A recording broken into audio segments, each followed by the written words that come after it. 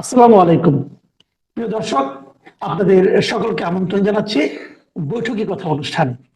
বৈঠকি কথায় আজ আমাদের অতিথি হিসেবে আছেন সিনিয়র সাংবাদিক জনাব এম এ আজিজ। আজিজ ভাই, আশা করি আপনি আমাকে শুনতে পাচ্ছেন, দেখতে পাচ্ছেন এবং হ্যাঁ, আপনি ভালো শুনতে আছেন। পাচ্ছি, দেখতে পাচ্ছি। ধন্যবাদ আপনাকে। আজিজ ভাই, আজকে খুব একটা আলোচিত বিষয় হলো এরকম যে আমরা দেখলাম যে একটা ঐক্য, নির্বাচন এবং সংস্কার, এই তিনটা বিষয়ের উপর একটা সেমিনারের মতো হয়েছে। আজকে সারাদিনই হয়েছে এবং এটা বোধহয় কালকেও হবে। প্রধান উপদেষ্টা নিজেও সেখানে কথা বলেছেন এবং এখানে বারবার যে কথাটা বলা হয়েছে যে সংস্কার করতে হবে ঐক্যবদ্ধভাবে এবং সংস্কারের পর নির্বাচন হবে। তার মানে এখানে তিনটা প্রসঙ্গ এসেছে। একটা হলো সংস্কারের ঐক্য এবং সংস্কারের পর নির্বাচন। এই যে ধারাবাহিকতার কথা বলা হচ্ছে, আমার দুটো প্রশ্ন আপনার কাছে, আপনি একবারই উত্তর দেন। এক নম্বর হলো, এই ঐক্যর মাধ্যমে সংস্কারটা কি সেরকম বাস্তবতা আমাদের এখানে আছে? এবং নির্বাচনের আগে শর্ত হিসেবে সংস্কারটাকে জুড়ে দেওয়াটা কি আপনার কাছে গ্রহণযোগ্য মনে হয় কিনা? ধন্যবাদ আপনাকে। ছাত্র আন্দোলন হয়েছে শুরু থেকে, যতগুলো 6 দফা, 11 দফা, এক দফা, কোথাও কিন্তু সংস্কার নামে ছিল না। প্রথম দিকে ছিল কোটা সংস্কার, পরে এটা অন্তর্বর্তীকালীন সরকারের মুখ থেকে, এবং পরে বৈষম্য বিরোধী ছাত্ররা এই সংস্কার প্রশ্ন উত্থাপন করেছে। সেখানে রাজনৈতিক দলগুলো এটাকে সম্মতি দিয়েছে।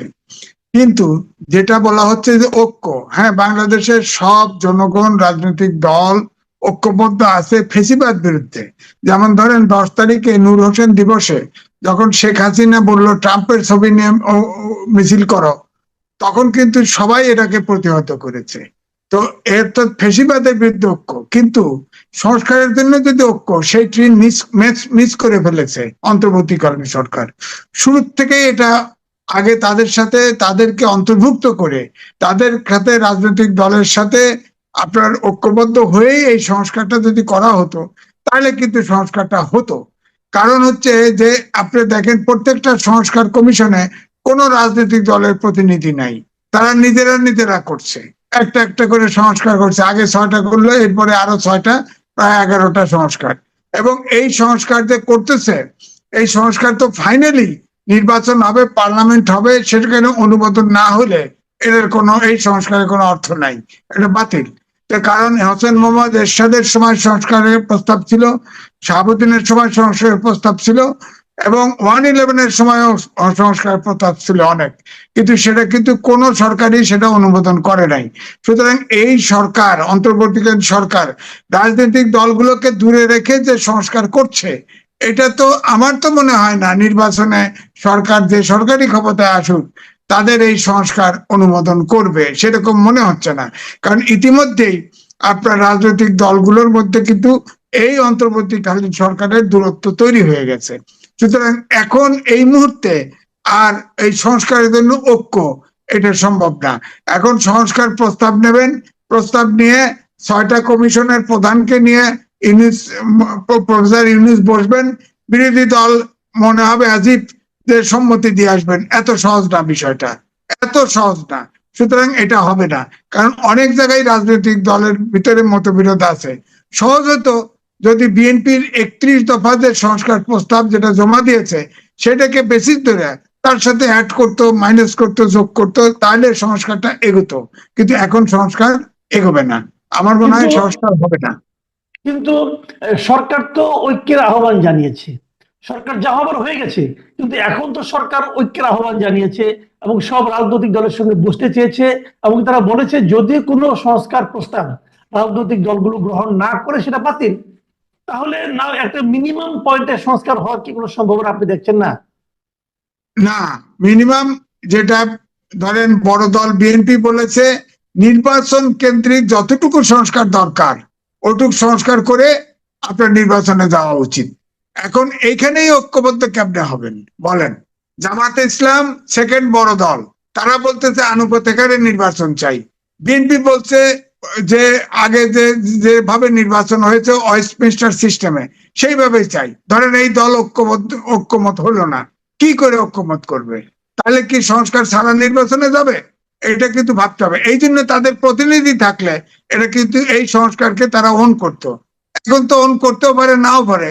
আর তারপরে ইগোর প্রশ্ন হয়ে গেছে, তো রাজনৈতিক দলকে বাদ দিয়ে আমার কথা আমি কব, তো খালি হুনায় লব, এরা এরা কারা, এরা কারা, এদের কথা হুনাবে বাংলাদেশের রাজনীতিবিদদের।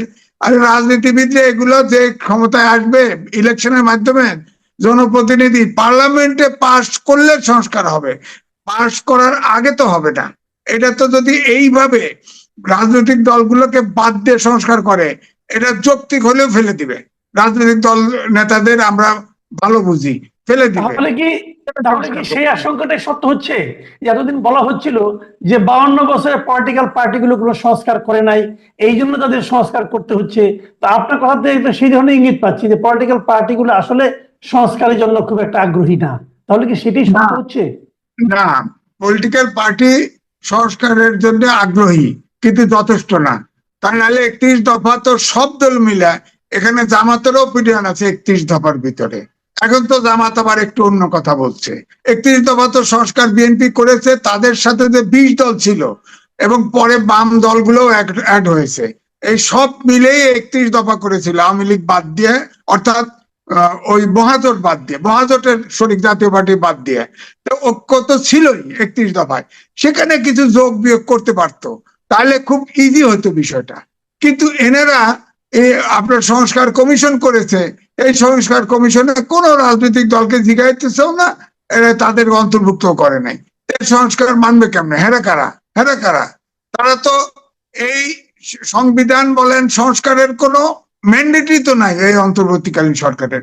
তারা তো এই সংবিধান সম্বন্ধ রাখার জন্য ওত নিয়েছে। তারা তো যেহেতু সংস্কারে হাত দিছে, তাদের তো আপনার উপদেষ্টা পদই নাই, ওত ভঙ্গ করে ফেলছে। তো এটা তো বাংলাদেশের লোক এখন বিপদে পড়ছে। তো কারণ এদেরকে ধাক্কা দিলে ফ্যাসিস্ট এসে পড়ে, পাশে ভারত উকি ঝুঁকি মারতেছে, আসে পড়ে। এই জন্য তো ধাক্কাও দিতে পারতেছে না, তাদের গিলতেও পারতেছে না। এই অবস্থায় দেশ, অর্থাৎ দেশে আমি বলবো একটা স্ট্যান্ড স্টিল অবস্থা হয়ে গেছে রাজনৈতিক অঙ্গনে। দেশটা থেমে গেছে, এখানে আগাচ্ছে না। এদিকে যে মানুষের যে স্বাভাবিক ডিমান্ড, দাবি দেওয়া, এটাও পূরণ করতে পারছে না, অর্থাৎ সরকারও চালাতে পারতেছে না, আবার রাজনৈতিক দলগুলোর সাথে দূরত্ব তৈরি করেছে।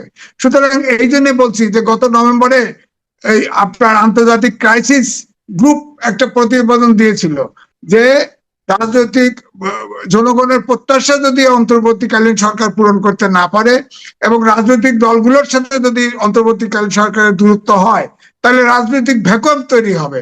সেই ভ্যাকুয়াম সেনাবাহিনী পূরণ করবে। পরিষ্কার লেখছে, আমাদের বাংলাদেশের পত্রিকা ছাপা হয়েছে। আমরা তো মনে হয় দেশটাকে সেই দিকেই ধাক্কা নিচ্ছে অন্তর্বর্তীকালীন সরকার।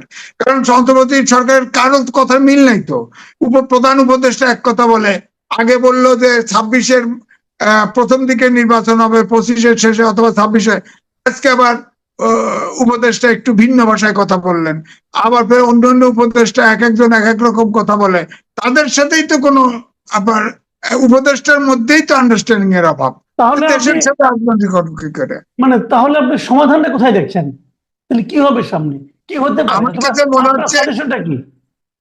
আমার সাজেশন হচ্ছে এখন সবগুলো দল নিয়ে রাউন্ড টেবিলে বসায়, ইমিডিয়েটলি বসে তাদের মতামত নিয়ে বিএনপির 31 দফাকে বেসিস ধরে, আপনার সংস্কার কমিশন যা রিপোর্ট দেয় ওদের বেসিস ধরে যদি বসে, হয়তো 2 দফা 4 দফা 5 দফা বসলে একটা সমাধান হতে পারে।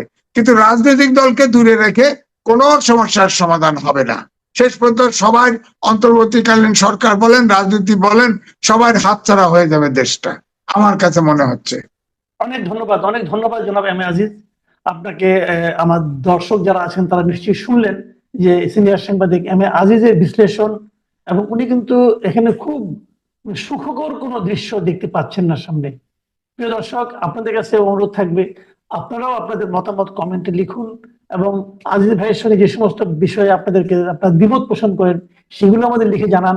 আমরা পরবর্তীতে হয়তো এগুলো নিয়ে ওনার সঙ্গে আবার বসতে পারবো। সবাই ভালো থাকবেন, আজ এ পর্যন্তই। আল্লাহ হাফিজ। জি, আপনাকে ধন্যবাদ।